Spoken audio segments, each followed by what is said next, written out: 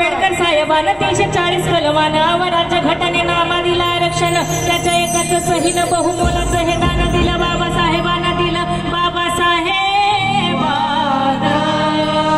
SC एसटीच्या वादी हो एससी एसटीच्या वादी ओबीसीचं कलमाल कसं फेडावं हेरीनं समद्या ओबीसी जातीनं कसं फेडावं हेरीनं समद्या ओबीसी जातीनं समद्या ओबीसी जातीनं.